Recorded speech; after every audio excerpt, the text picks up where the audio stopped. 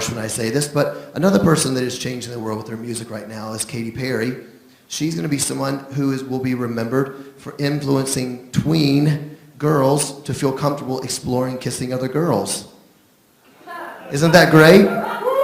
Wouldn't you like to be known for that? And then I thought, some people are going to think I'm being very harsh right now, but you probably don't have a 9-year-old daughter. Come on, don't start preaching.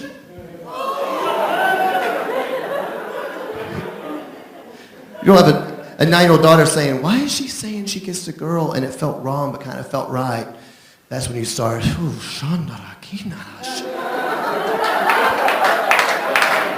yeah.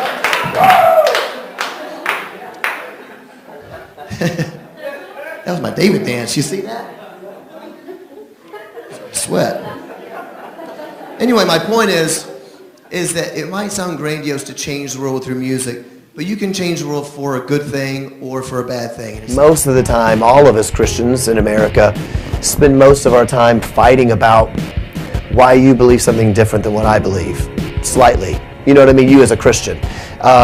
Whether it's Calvinism versus Arminianism, or whether it's these little petty things. Well, I just don't think they should. I don't think a Christian band like Skillet should be doing mainstream shows. They're spending all their time on these little petty things when I think God is so much bigger than that. And I think it's time for all of us Christians to go, all right, maybe I don't know everything, if you can imagine. And maybe God has something He wants to teach me from the humility of your life that's coming from a different place.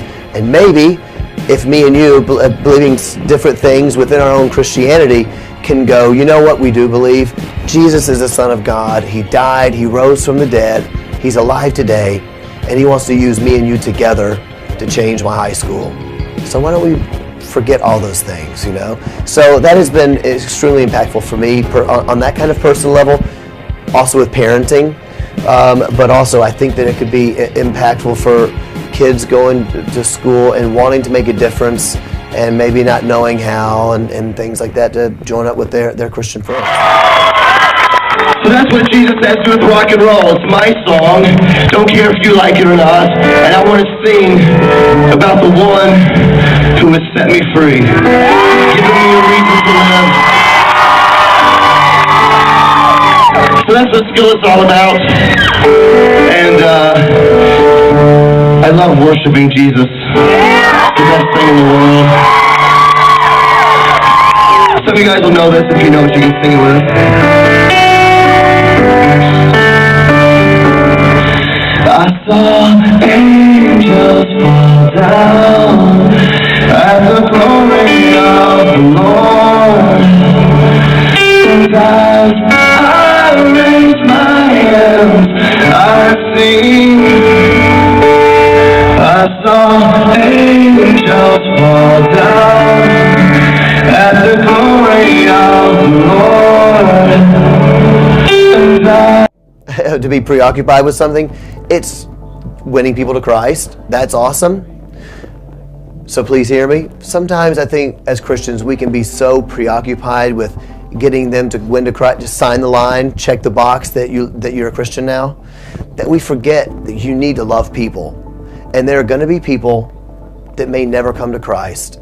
And it doesn't mean you stop caring about them. And I think Christians do that all the time. I think that we go, well, I tried to get them to win them to Christ, and they didn't want to, so whatever, I don't talk to them anymore. And I think that it's about time that we started realizing that the world needs to be changed. Yes, for Christ, but human rights need to be changed. People need to be loved. People need to be cared for, fed, clothed, not bullied at school. They need to be spoken for. All the band members Christians? Oh, absolutely. Oh, yeah. Everyone in our band is very passionate about being a Christian, about knowing Christ, and very passionate about our mission, which our mission is to, of course, play rock music, but it's rock music that has a message that we can reach people who may not be interested in knowing Jesus, may not be interested in ever going to church, and maybe they would listen to what we have to say because they like the music. Well, you have 2 children. What's the main thing that you want to teach your children about God? I think the main thing I want to teach is that they can experience God on their own. That they don't have to believe in God just because I do, but that God is real and wants my kids to know Him. And so America's it's a very Christianized nation. A lot of people go to church, and they're raised in church ever since they're little babies, but they are not Christians. But they go to church, and they try to act like they're a Christian when they really don't know God. And so it's very important in America that people understand that that you don't have to. We call it fake it. You don't have to be fake.